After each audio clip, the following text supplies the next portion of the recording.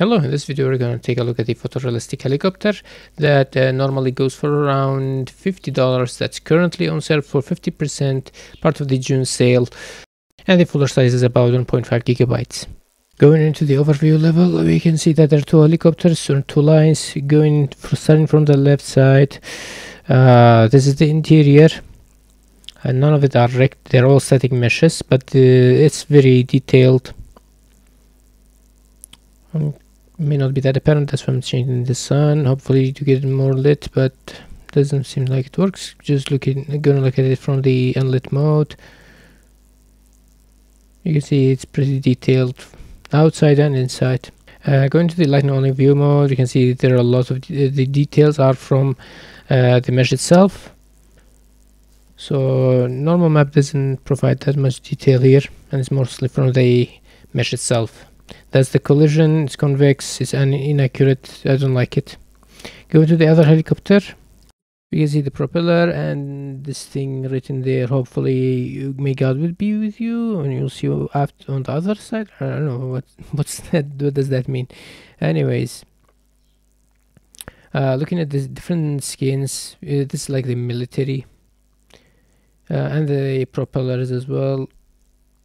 This kind of reminds me of a GTA helicopter, to be honest.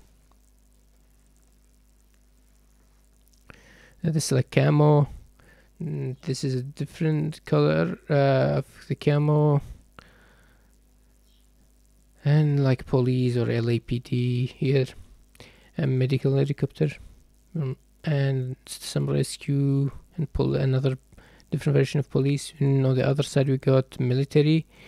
I think this one has rust. Oh, the wrong seat material, I guess. Yeah, this one doesn't have rust. I think the other one has rust. That's kind of the difference, in my opinion. This is the camo, same on the same as the other side. I mean, it's nice to have these different variations. Looking at the folder structure, we got the helicopter, different pieces that are static meshes, the blueprints, the characters. I don't know why the landing pad is a blueprint, but I think it's because of the decal. Yeah, it's because of the decal.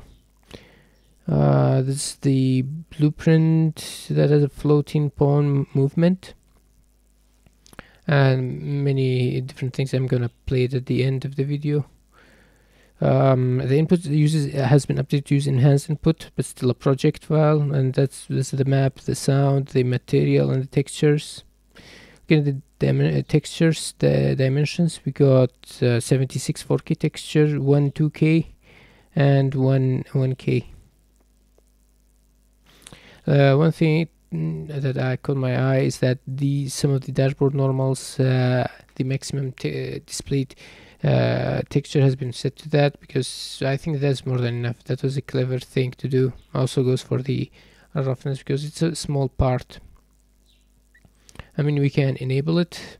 We can enable 4K texture. Let's see if we can spot that much difference. No, this is the wrong material. Okay, that's the base color. I don't need that.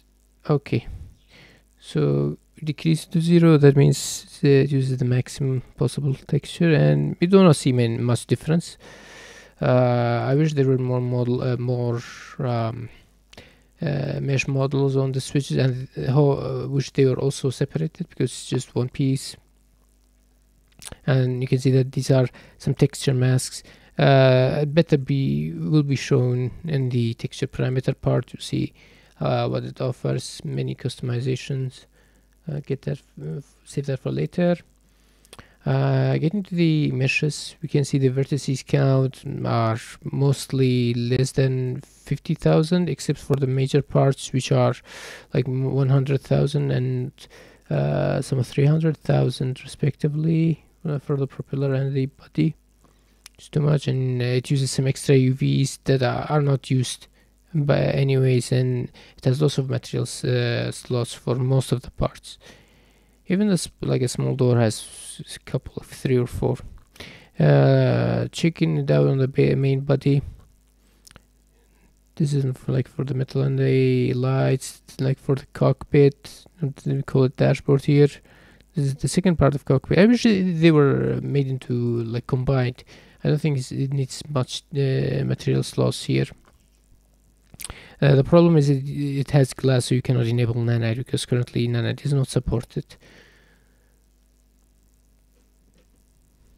I mean, you can separate it using model mode or something else. You can the material. Those were the material instance. That's the material for the glass. This is the master material, and this is for the master material for the seats.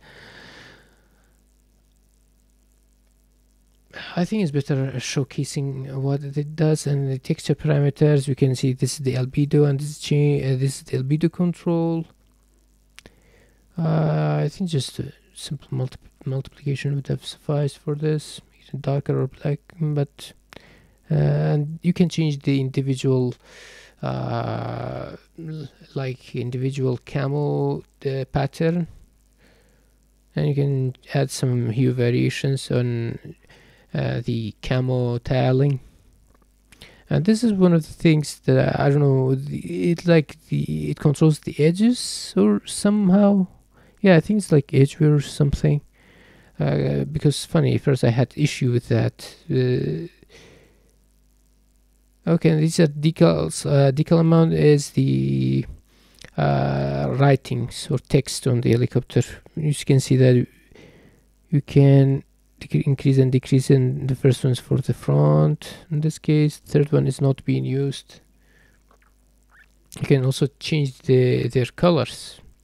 Very nice parameters. I don't know why this metallic was above 10.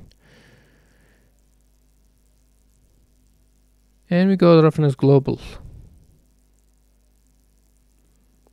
Basically for all parts, and different for metal and non-metals. You can adjust it differently. This is like the macro variation. You can see this mostly good for like rust or what can you say, imperfections on the front. And the same thing goes for here.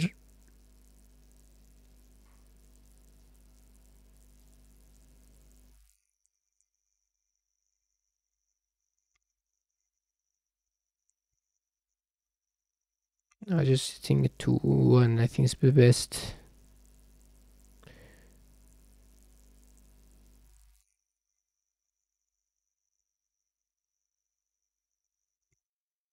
This macro variation for this one, I don't know, it doesn't seem to work that well.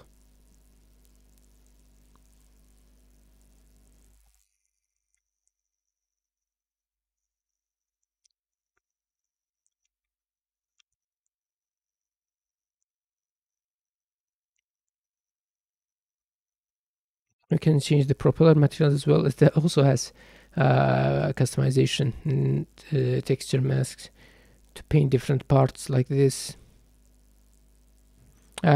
Personally speaking, I really like such customization. It's really one of the praise of this pack is the customization.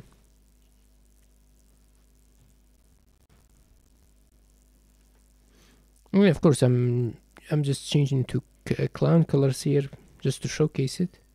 You can change it to nice colors and nice combinations. Looking at these seats, it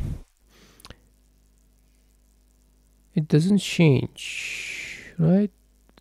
I don't know, why is this one the only one with the correct seat? Anyways.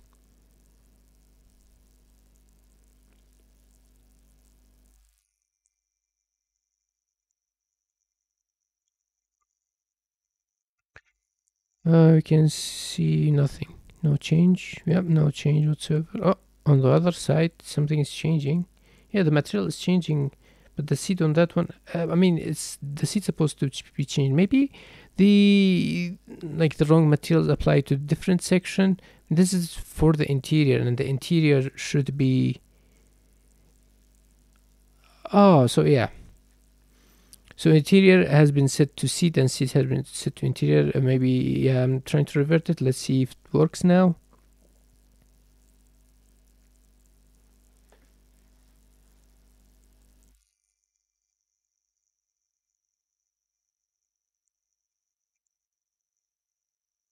Yep.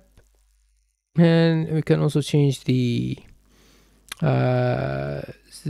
dashboard part or the control part. You can change the emissive a little bit and some parameters here and there.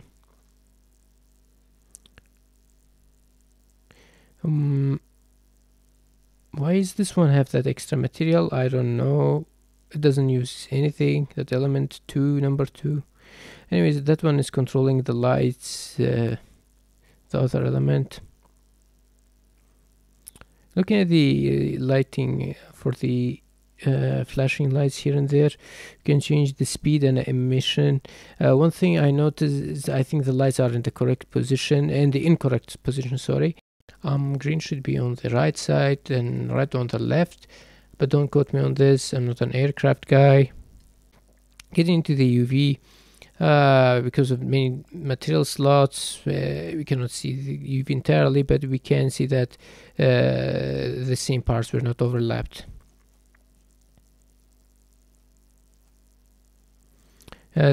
Only for this propeller, I noticed it was using it.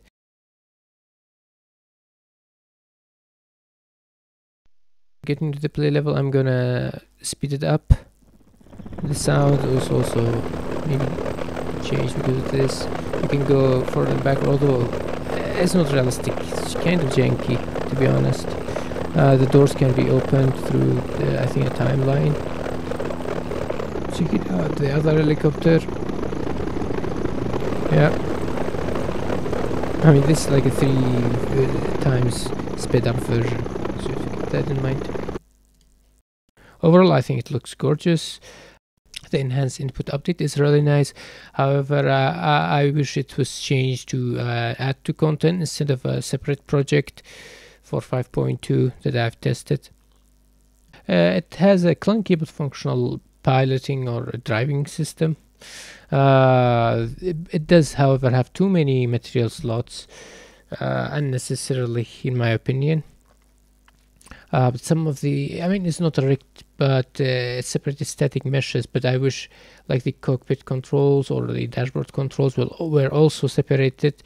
There are some people like me may try to use it for interactive experience. Some of the textures had artifacts. I didn't show it in the video, but it does have slight artifacts in some of the textures. It's really nice to use texture masks to add many different variations. This is by far, in my opinion, the best part of this pack. That has a lot of variations to it. It doesn't have overlapping UVs for most of the part, which is unfortunate. However, the UV layout itself is probably like for most of what I've saw, it's really nice without wasted space. There are unused UV channels, especially on the heli bodies. That should be removed along with extra material slots that was also in one of the helicopters that wasn't used. There were some like the seat artifacts, seat material artifacts. That should be an easy fix. The vertices are somewhat on the high side. Combined, there should be about more than 500,000 vertices. I mean, it's nothing that nanite cannot handle. It can handle it easily. However, because of the glass material on the body and the doors, that won't happen unless you separate them. I mean, you can separate them, but it's an extra work.